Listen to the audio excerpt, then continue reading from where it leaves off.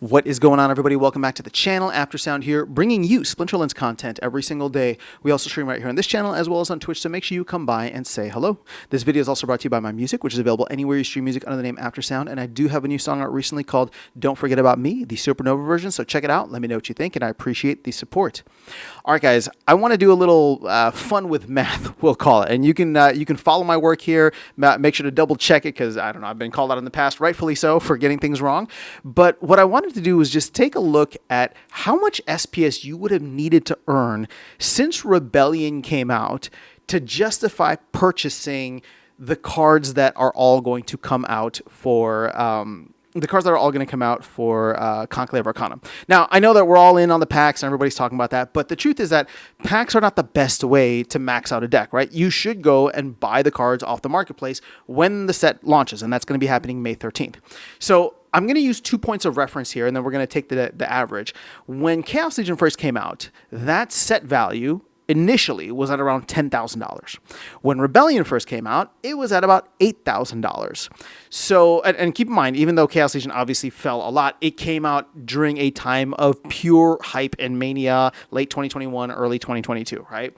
So let's split the difference there, and let's just go with $9,000, right? $9,000 is how much you would need to have in order to buy all the cards off the marketplace. Again, assuming there's enough BCX and you're patient enough to kind of get it, whatever that price is. Again, this is all just fun with numbers. There's so many and too many variables here, and what you're actually going to see is that I'm being quite conservative in how I'm evaluating this because I think the number is going to surprise you to the negative, right? I think a lot of people are going to look at this and be like, "Oh my God, of course nobody's earning that much," but just bear with me for a second. Okay, so we're going to take this $9,000, right? So $9,000, and SPS, as you just saw, is at a penny. So divided by 0.01, it would mean, oh, whoops, that's not what I wanted to do. Let's try that again. So 9,000 divided by 0.01 means that you would need to have earned 900,000 SPS over the past 18 months since Rebellion came out, okay?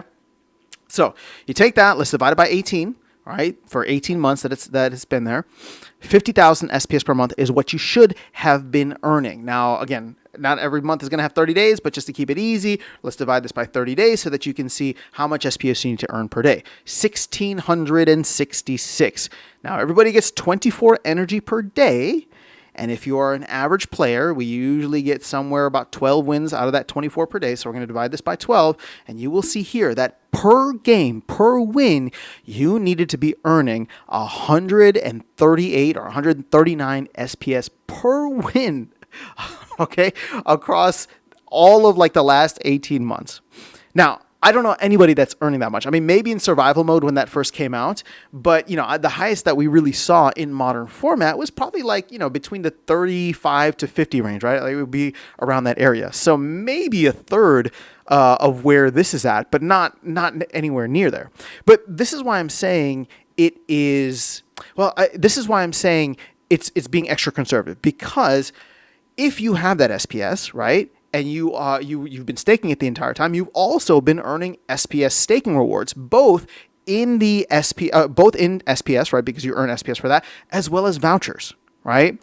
On top of that, if you're getting glint and you have all of the cards that you need, meaning all the reward cards that you need, a lot of people spend their extra glint on additional energy per day, right? And I don't know how much it is, but however, I don't know how much you can get per day. But if you were to max it out, I think you can get an additional 25 or something like that, right? Let me double check here on my other computer. So energy, if I wanted to go 25. Yeah, that's what it looks like. Yep, an additional 25 or 24, whatever it is. So this would go down to 70-ish SPS. So what I'm trying to get at here, because the numbers are going to be funny, and maybe I'm wrong on that, but it's the amount of SPS that you would need to have won was actually not that far off. I know it seems like a lot here per win, but when you think about the fact that so many other things were compounding, if you were to take those vouchers and maybe not buy the cards that you needed, but sell those vouchers for more SPS, right? Especially when SPS was at 0.004 or 0.005. All of that can add value and add whatever.